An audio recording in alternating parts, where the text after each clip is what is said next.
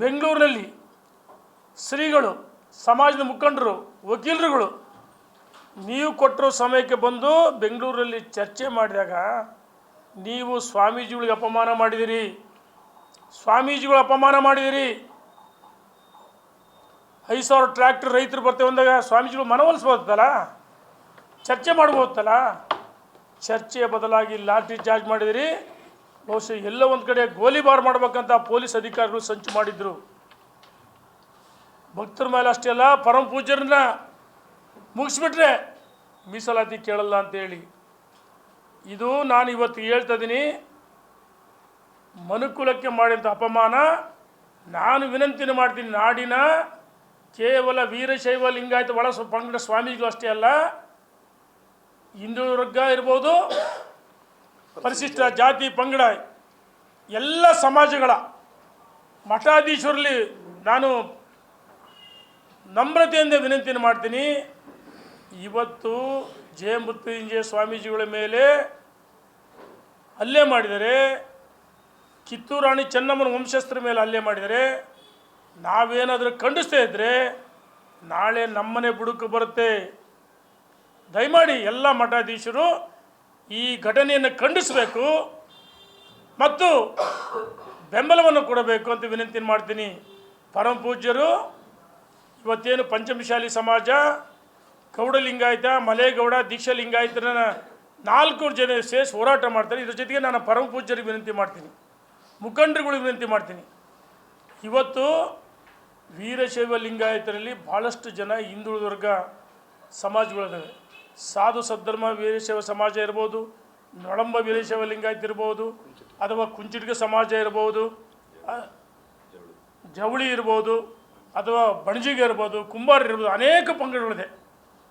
ಎಲ್ಲ ಒಳ ಪಂಗಡಗಳನ್ನ ಸೇರಿಸಿಕೊಂಡು ಪರಮ ಪೂಜ್ಯರು ಹೋರಾಟ ಮಾಡೋಕ್ಕೂ ಇವತ್ತು ಸ್ವಾಮೀಜಿಗಳ ಹೋರಾಟಕ್ಕೆ ಸಂಪೂರ್ಣವಾಗಿ ಭಾರತೀಯ ಜನತಾ ಪಾರ್ಟಿ ನಮ್ಮ ರಾಜ್ಯದ ಅಧ್ಯಕ್ಷ ವಿಜೇಂದ್ರವರು ಪರಮ ಪೂಜ್ಯರು ಭೇಟಿ ಮಾಡಿ ಆಶೀರ್ವಾದವನ್ನು ಪಡೆದು ಮತ್ತು ಅಧಿವೇಶನದ ಒಳಗೆ ಹೊರಗೆ ಹೋರಾಟ ಮಾಡ್ತೀವಿ ಅಂತೇಳಿ ಈಗಾಗಲೇ ಹೋರಾಟಗಳಾಗಿದೆ.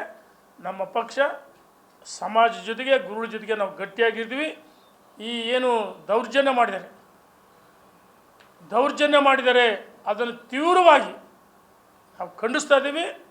ನಾಡಿನ ಎಲ್ಲ ಮಠಾಧೀಶರು ದಯಮಾಡಿ ತಾವಿದ್ರು ಖಂಡಿಸಬೇಕು.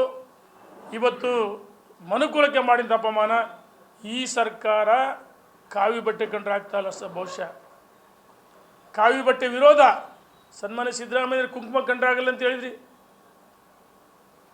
ನಾಡದೇವತೆ ಚಾಮುಂಡಿ ದರ್ಶನವನ್ನು ಪಡೆದು ಮತ್ತು ಸವದತ್ತಿ ಎಲ್ಲಮ್ಮ ದರ್ಶನ ಪಡೆದು ಕುಂಕುಮ ಹಿಂಗೆ ಹಚ್ಕೊಂಡ್ರಿ ಅಂದರೆ ಕಷ್ಟವಂದ ವೆಂಕಟರಮಣನ ಹನುಮಾನ್ ಕಂಡ್ರಾಗಲ್ಲ, ಶ್ರೀರಾಮನ ಕಂಡ್ರಾಗಲ್ಲ, ಕಾವಿ ಕಂಡ್ರಾಗಲ್ಲ. ಪರಮ ಪೂಜ್ಯರಿಗೆ ಭಾಳ ಅವಮಾನ ಮಾಡಿದಿರಿ. ನಾವು ತೀವ್ರ ಖಂಡಿಸ್ತೀವಿ. ಮತ್ತು ಹಕ್ಕಿದು ಮೀಸಲಾತಿ ಕೇಳೋದು ಹಕ್ಕು, ಕರೆದು ಚರ್ಚೆ ಮಾಡೋ ಬರೋ ಲಾಠಿ ಚಾರ್ಜ್ ಮಾಡಿದಿರಿ. ಇದ್ರ ಜೊತೆಗೆ ಸನ್ಮಾನ್ಯ ಪರಮೇಶ್ವರನ ಅಧಿವೇಶನದಲ್ಲಿ ನಾಚಿಕೆ ಆಗ್ಬೇಕು, ಪರಮೇಶ್ವರನ ವಜಾ ಮಾಡ್ಬೇಕಂತ ಒತ್ತಾಯ ಮಾಡ್ತೀವಿ. ಇಲ್ಲಿ ಲಾಠಿ ಚಾರ್ಜ್ ಮಾತ್ರ ಅವರ ಹೇಳಿಕೆ ಆನ್ ರೆಕಾರ್ಡ್ ಇದೆ. ಲಾಠಿ ಚಾರ್ಜ್ ಮಾಡುವ ಬದಲಾಗಿ ಮುತ್ತು ಕೊಡಬೇಕಾಯ್ತು ಅಂತ ಕೇಳ್ತಾರೆ ಸನ್ಮಾನ್ಯ ಪರಮೇಶ್ವರ್ ಅವರೇ. ಅಂದರೆ ಉದ್ದಡದನ್ನು ಮಾತಾಡೋದು ಅಧಿಕಾರ ಇದೆ ಅಂತೇಳಿ ಅವ್ರು ಯಾರು ಮುತ್ತು ಕೊಡೋಂತ ಕೇಳಿದ್ರ? ಯಾಕೆ ಲಾಠಿ ಚಾರ್ಜ್ ಮಾಡಿಸಿದ್ರಿ? ಅಂದರೆ ಒಬ್ಬ ಗೃಹ ಸಚಿವರು ಅಸಮರ್ಥರು ಹೋಗ್ಬೇಕಾಯ್ತು ದಡಿ ನಡೆಯೋ ಸ್ಥಳಕ್ಕೆ, ಸ್ವಾಮೀಜಿಗಳ ಜೊತೆ ಮಾತುಕತೆ ಮಾಡಬೇಕಾಯ್ತು. ಲಕ್ಷಾಂತರ ಸಮಾಜ ಬಂಧುಗಳು ಸೇರಿದ್ರು.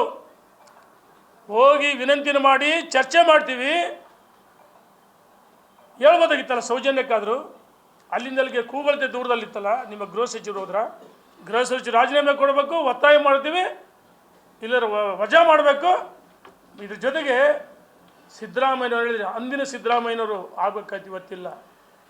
ಸಿದ್ದರಾಮಯ್ಯನವರೇ ನೀವು ಕ್ಷಮೆ ಕೇಳಬೇಕಲ್ವಾ? ಕ್ಷಮೆ ಕೇಳುವ ಬದಲಾಗಿ ಉದ್ದಡತನ ಮಾತಾಡಿದ್ದೀರಿ. ಕಾನೂನು ನನಗೂ ಒಂದು, ಎಸ್ ನಿಜ, ಕಾನೂನು ಎಲ್ಲರಿಗೂ ಒಂದೇ.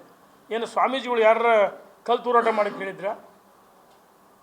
ಯಾರೋ ಮಧ್ಯದಲ್ಲಿ ಯಾರೋ ಕಿಡಿಗೇಡಿಗಳು ಆ ಸಮಾಜದ ಹೋರಾಟ ನಡೆಯುವಾಗ ಕಲ್ ತೂರಾಟ ಮಾಡಿದ್ದು ಪಂಚಮಶಾಲಿ ಸಮಾಜದ ಬಂಧುಗಳಲ್ಲ, ಕಿತ್ತೂರು ರಾಣಿ ಚೆನ್ನಮ್ಮನ ವಂಶಸ್ಥರು, ಈ ದೇಶದ ಸ್ವತಂತ್ರಕ್ಕೋಸ್ಕರ ಹೋರಾಟ ಮಾಡ್ತಕ್ಕಂಥ ಸಮಾಜ. ಆದರೆ ಕಲ್ಲು ತೂರಾಟ ಯಾರೋ ಕಿಡಿಗಳು ಮಾಡಿರ್ಬೋದು.